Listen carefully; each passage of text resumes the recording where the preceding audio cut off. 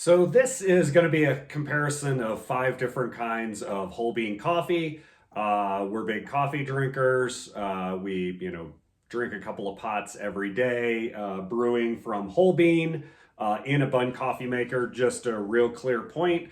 A non-heated carafe is the best way to go. If you do have a heated carafe or glass bowl, it's just going to burn your coffee, and over the course of the day, it's going to become bitter and everything. So we're not doing that.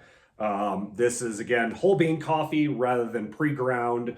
And the 5 coffees we're talking about here are Coffee Moon Sumatra, Coffee Moon Rainforest Reserve, which is an organic, Kauai Pacific Horizon medium roast. These first 2 are dark. Lavazza, the house blend, and then last the Blue Bottle balanced, and the last 3 are medium. So real briefly about each one. This one is our regular go-to coffee, the dark Sumatra.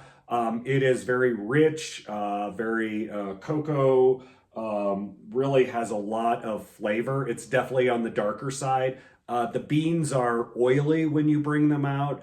And when you ground them up, it's a very rich, loamy like soil. And sometimes you have to dig the beet grounds out of the bottom to get it out, which is good. To me, that's usually a good sign. The darker coffee beans tend to be that way. The second is the Rainforest Reserve. This has some similar flavors to this, though it's a little bit lighter than the Sumatra. The Rainforest Reserve is the organic. Not really caring whether or not so much of that, but we do like the flavor of it. This one goes very well as turns into an espresso very well.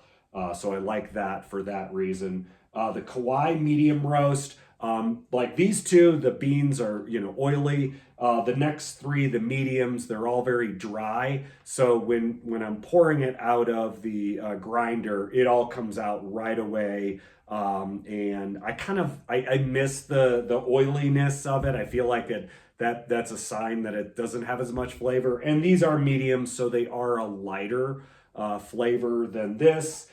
This one does have that kind of nutty cocoa flavor to it, but it is a lighter. The next one is the Lavazza. It does say caramel notes, but I find it's even a lighter tasting. It's a little bit, I wouldn't say acidic, but it just has that little bit more of a sharpness to it. And I would point out, all these I'm giving to you without any creamer, milk, sugar, anything like that. Normally I have a little creamer in my coffee, but not a lot. Very small amount, just to enhance the flavor rather than overwhelm it.